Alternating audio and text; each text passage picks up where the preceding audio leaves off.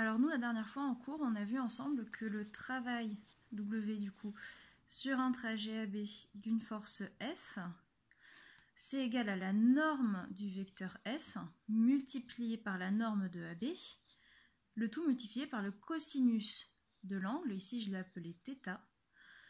Et cet angle, en fait, c'est l'angle entre le vecteur F ici et le vecteur AB. Ça, c'est une définition qu'on a vue ensemble. Je pense que tu étais encore en cours quand on a fait ça.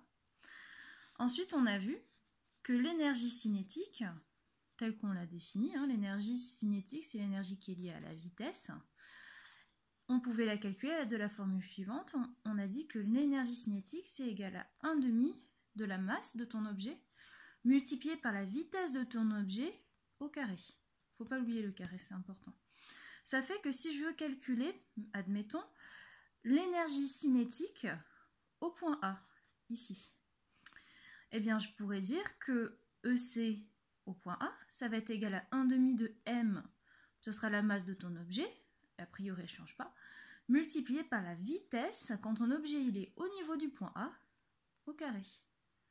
Pour la vitesse, pour l'énergie cinétique, pardon, au point B, tu fais la même chose, sauf que tu prends la vitesse, cette fois-ci, quand tu es au point B.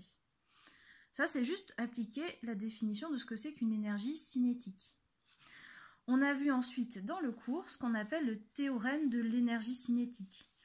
Et alors, le théorème de l'énergie cinétique, ce que ça te dit que delta de l'énergie cinétique entre A et B, delta, c'est une variation.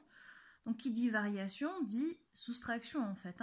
Delta, ça revient à dire l'énergie cinétique finale moins l'énergie cinétique initiale. Ça te fait donc ECB moins ECA. Et bien, ce truc-là, c'est égal à la somme, le sigma ici, ça veut dire somme, des travaux sur AB de toutes tes forces.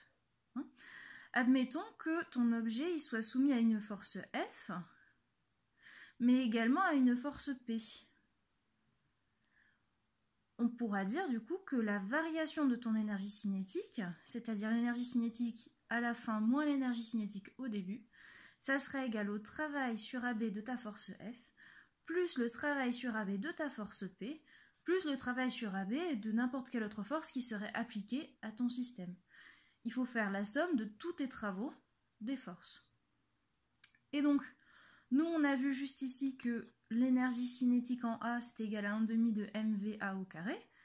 Tu peux donc remplacer là ECA par 1/2 de mVA au carré. Tu peux aussi remplacer ECB par 1/2 de mVB au carré.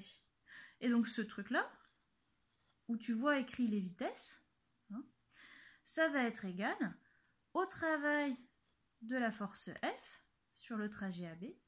Et ça, on l'a vu un petit peu plus haut, c'est-à-dire là. On a dit que le travail, c'était la norme de F fois la norme de AB fois cosinus θ. Donc si on redescend, ton travail de F sur AB, ça sera égal à norme de F fois norme de AB fois cosinus θ, plus la norme du poids fois la norme de AB fois cosinus, ici alpha, ça sera l'angle entre P et AB. Et alors on pourrait ajouter les travaux des autres forces si jamais il y en avait d'autres. Dans l'exercice 24, il n'y a qu'une seule force qui est appliquée à ton système, ça veut dire que ta somme des travaux des forces sera directement égale au travail de ta force. C'est-à-dire qu'ici, tu n'auras pas à rajouter un autre travail de force.